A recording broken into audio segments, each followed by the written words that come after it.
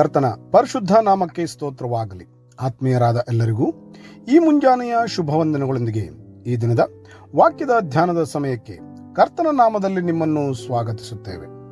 ಆತ್ಮೀಯ ಚಿಂತನೆಯಲ್ಲಿ ಪರಿಶುದ್ಧ ಸತ್ಯವೇದದಿಂದ ಕ್ರಿಸ್ತನ ಅನ್ಯೋನ್ಯತೆ ಹಾಗೂ ಅದರ ಪ್ರತಿಫಲಗಳು ಎಂಬ ಶೀರ್ಷಿಕೆಯಲ್ಲಿ ಈ ದಿನದಲ್ಲಿ ಬಲಹೀನತೆಯಲ್ಲಿಯೇ ಬಲವು ಎಂಬ ಅಂಶದಲ್ಲಿ ಒಂದೆರಡು ವಚನಗಳನ್ನು ನೋಡಿಕೊಳ್ಳುವ ಹಾಗೆ 2 ಕೊರಿಂಥದವರಿಗೆ ಬರೆದ ಪತ್ರಿಕೆಯಲ್ಲಿ 12ನೇ ಅಧ್ಯಾಯದ 8 ಮತ್ತು 9ನೇ ವಚನಗಳನ್ನು ಓದಿಕೊಳ್ಳುವಾಗ ಹೀಗೆ ಬರೆದಿದೆ: ಈ ಪೀಡೆಯ ವಿಷಯದಲ್ಲಿ ಅದು ನನ್ನನ್ನು ಬಿಟ್ಟು ಹೋಗಬೇಕೆಂದು 3 ಸಲ ಕರ್ತನನ್ನು ಬೇಡಿಕೊಂಡೆನು.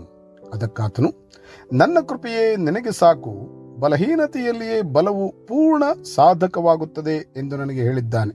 ಹೀಗಿರಲಾಗಿ ಕ್ರಿಸ್ತನ ಬಲವು ನನ್ನಲ್ಲಿ ನೆಲೆಸಿಕೊಂಡಿರಬೇಕೆಂದು ನನಗುಂಟಾಗುವ ನಿರ್ಬಲಾವಸ್ಥೆಗಳ ವಿಷಯದಲ್ಲಿಯೇ ಬಹು ಸಂತೋಷವಾಗಿ ಹೆಚ್ಚಳ ಪಡುವೆನು ಎಂದು ಬರೆದಿದೆ.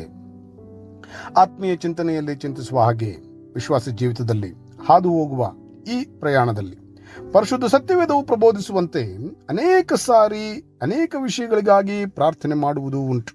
ಅದು ಸರಿಯಾದದ್ದೇ. ಈ ಲೋಕದ ಪ್ರಯಾಣದಲ್ಲಿ ಬೇಕಾಗಿರುವ ಅಗತ್ಯತೆಗಳಿಗಾಗಿ ಪ್ರಾರ್ಥಿಸುವುದು ಒಳ್ಳೆಯದೇ. ಅದು ಯಾವುದೇ ಭಾಗವಾಗಿರಲಿ. ಕೆಲವು ಸಾರಿ ಮಾಡುವ ಅಥವಾ ಮಾಡುತ್ತಿರುವ ಪ್ರಾರ್ಥನೆಗಳು ಬೇಗನೆ ಉತ್ತರಿಸಲ್ಪಡಬಹುದು, ಕೆಲವು ಸಾರಿ ಸ್ವಲ್ಪ ತಡವಾಗಬಹುದು. ಹಾಗೆಂದ ಮಾತ್ರಕ್ಕೆ ಮಾಡಿದ ಪ್ರಾಮಾಣಿಕ ಪ್ರಾರ್ಥನೆಗಳನ್ನು ದೇವರು ಆಲಿಸುವುದರಲ್ಲಿ ಅಥವಾ ಉತ್ತರ ಕೊಡುವುದರಲ್ಲಿ ತಡವಾಗುತ್ತಿರುವುದು ಒಂದು ವೇಳೆ ಅದನ್ನು ಈ ರೀತಿಯಾಗಿ ಅರ್ಥೈಸಬಹುದಾಗಿದೆ: ಅದು ಮಾಡುವ ಆ ಸಂದರ್ಭದ ಪ್ರಾರ್ಥನೆಯ ವಿಷಯದ ಬದಲಿಗೆ ಅದಕ್ಕೆ ಸಂಬಂಧಿಸಿದ ಹಾಗೆ ಇನ್ನೂ ಅಧಿಕವಾದದ್ದನ್ನು ನೀಡಲು ಯೋಚಿಸಿದ್ದಾನೆ ಎಂದು ಚಿಂತಿಸಬಹುದಲ್ಲವೇ? ಎಫೆಸದವರಿಗೆ ಬರೆದ ಪತ್ರಿಕೆಯಲ್ಲಿ 3ನೇ ಅಧ್ಯಾಯದ 20ನೇ ವಚನವನ್ನು ಓದುವಾಗ ಹೀಗೆ ಬರೆದಿದೆ: ನಮ್ಮಲ್ಲಿ ಕಾರ್ಯ ಸಾಧಿಸುವ ತನ್ನ ಶಕ್ತಿಯ ಪ್ರಕಾರ ನಾವು ಬೇಡುವುದಕ್ಕಿಂತಲೂ ಯೋಚಿಸುವುದಕ್ಕಿಂತಲೂ ಅತ್ಯಧಿಕವಾದದ್ದನ್ನು ಮಾಡಲು ಶಕ್ತನಾದ ದೇವರಿಗೆ ಸಭೆಯಲ್ಲಿಯೂ ಕ್ರಿಸ್ತ ಯೇಸುವಿನಲ್ಲಿಯೂ ತಲತಲಾಂತರಕ್ಕೂ ಯುಗಯುಗಾಂತರಕ್ಕೂ ಸ್ತೋತ್ರ, ಆಮೇನ್ ಎಂಬುದಾಗಿ. ಇಲ್ಲಿ ಪೌಲನ ಪ್ರಾರ್ಥನೆ 12ನೇ ಅಧ್ಯಾಯದಲ್ಲಿ ಓದಿಕೊಳ್ಳುವ ಹಾಗೆ, ಪೌಲನು ತನಗಾದ ಒಂದು ದರ್ಶನದಲ್ಲಿ ಅದರ ವಿಷಯವಾಗಿ ಮಾತನಾಡುವವನಾಗುವಾಗ ತನಗೆ ಹೆಚ್ಚಳ ಪಡುವುದಕ್ಕೆ ಏನೂ ಇಲ್ಲ, ಒಂದು ವೇಳೆ ಹೆಚ್ಚಳ ಪಡುವುದಾದರೂ ನನ್ನ ನಿರ್ಬಲಾವಸ್ಥೆಗಳಲ್ಲಿಯೇ ಹೊರತು ಬೇರೆ ಹೆಚ್ಚಳ ಪಡುವುದಿಲ್ಲ ಎಂದು ಹೇಳುವವನಾಗುತ್ತಿದ್ದು, ತನ್ನನ್ನು ಯಾರು ಹೆಚ್ಚಾಗಿ ಎಣಿಸಬಾರದೆಂಬುದಾಗಿ ಚಿಂತಿಸುವನಾಗುತ್ತಿದ್ದಾನೆ ಈ ಶ್ರೇಷ್ಠನು.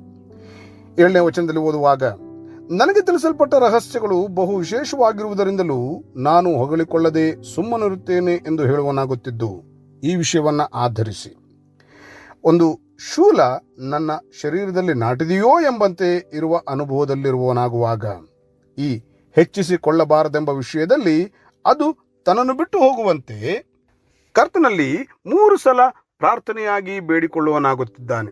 ಕಾರಣ ಅದು ಬಹಳ ವೇದನೆಯ ಅನುಭವಕ್ಕೆ ನಡೆಸುತ್ತಾ ಇದೆ. ಅದಕ್ಕೆ ಪ್ರತ್ಯುತ್ತರವೇ ಕರ್ತನ ಪ್ರಾರ್ಥನೆಯ ಉತ್ತರದ ಸಮಯವಾಗಿ ನನ್ನ ಕೃಪೆಯೇ ನಿನಗೆ ಸಾಕು, ಬಲಹೀನತೆಯಲ್ಲಿಯೇ ಬಲವು ಪೂರ್ಣ ಸಾಧಕವಾಗುತ್ತದೆ ಎಂಬುವಂಥದ್ದಾಗಿದೆ. ಇಲ್ಲಿ ತಿಳಿಯಬಹುದಾದಂತಹ ಒಂದು ಅಂಶವು ಆಗಲೇ ಹೇಳಿಕೊಳ್ಳುತ್ತಾ ಬಂದ ಪ್ರಕಾರ, ಪ್ರಾರ್ಥನೆಯ ಉತ್ತರಗಳು ತತ್ಕ್ಷಣವಾದರೂ ಒಂದು ವೇಳೆ ತಡವಾದರೂ ಎಫೆಸ 3:20 ಓದಿಕೊಂಡ ಪ್ರಕಾರ ಅಧಿಕವಾದದ್ದಕ್ಕಾಗಿಯೇ ಎಂಬಂತೆ ಕರ್ತನ ಮಾತುಗಳು ಬಲಹೀನರಾಗಿರುವಾಗ ಅಲ್ಲಿಯೇ ಬಲವನ್ನು ಅನುಗ್ರಹಿಸುವಂಥವುಗಳಾಗಿವೆ. ಸಂದರ್ಭಗಳಿಗನುಸಾರವಾಗಿ ವಿಶ್ವಾಸ ಜೀವಿತಗಳು ಅನೇಕ ಅನುಭವಗಳನ್ನು ದಾಟಿರಬಹುದು. ಆತನ ಕೃಪೆಯ ಶ್ರೇಷ್ಠತೆಯನ್ನು ತಿಳಿಯುವ ಹಾಗೆ, ಕೃಪೆ ಎಂದರೆ ದೇವರು ತನ್ನ ಪ್ರಸನ್ನತೆಯಿಂದ, ತನ್ನ ಒಲವಿನಿಂದ, ಪ್ರೀತಿಯಿಂದ, ಸಹಾಯ ಹಾಗೂ ಶಕ್ತಿಯಿಂದ ನಮ್ಮನ್ನು ಪರಾಮರಿಸುವುದಾಗಿದೆ. ಇದು ದೇವರನ್ನು ಅವಲಂಬಿಸಿರುವವರಿಗೆ ಹಾಗೂ ಆತನ ಸಹಾಯವನ್ನು ಬೇಡುವವರಿಗೆ ಲಭಿಸುವ ಪರಲೋಕದ ಶಕ್ತಿಯಾಗಿದೆ.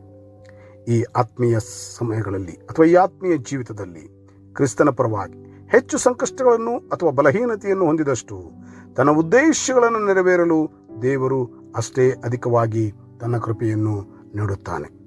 ಈ ಕೃಪೆಯ ಅಡಿದಾವರಿಯಲ್ಲಿಯೇ ಪ್ರತಿದಿನದ ಈ ಆತ್ಮೀಯ ಪ್ರಯಾಣದಲ್ಲಿ ಎದುರಾಗಬಹುದಾದ ಸಂಕಷ್ಟಗಳನ್ನು ತಾಳುವವರಾಗಿ, ಬಲಹೀನರಾಗಬಹುದಾದ ಸಂದರ್ಭಗಳಲ್ಲಿ ಆತನಲ್ಲಿಯೇ ಬಲ ಹೊಂದಿ ಉತ್ತಮವಾದ ಜೀವನದ ಕಡೆಗೆ ನಡೆಸಲ್ಪಡುವಂತೆ ಒಳ್ಳೆಯವನಾಗಿರುವ ಕರ್ತನು ತಾನೇ ಸಹಾಯ ಮಾಡಿ ನಡೆಸಲಿ. ಪ್ರಾರ್ಥನೆ ಮಾಡಿಕೊಳ್ಳುವರಾಗೋಣವೇ. ನಂಬಿ ಪ್ರಾರ್ಥಿಸುವ ಎಲ್ಲರನ್ನೂ ಒಳ್ಳೆಯವನಾಗಿರುವ ಕರ್ತನು ತಾನೇ ಆಶೀರ್ವದಿಸಿ ಕಾಪಾಡಿ ನಡೆಸಲಿ. ಆಮೇನ್. ಈ ಕಾರ್ಯಕ್ರಮದ ಬಗ್ಗೆ ನಿಮ್ಮ ಅಭಿಪ್ರಾಯ, ಸಲಹೆಗಳು ಹಾಗೂ ಯಾವುದೇ ಪ್ರಾರ್ಥನಾ ಮನವಿಗಳಿದ್ದಲ್ಲಿ ನಮ್ಮ ದೂರವಾಣಿ ಸಂಖ್ಯೆಗೆ ನೀವು ಕರೆ ಮಾಡಬಹುದು.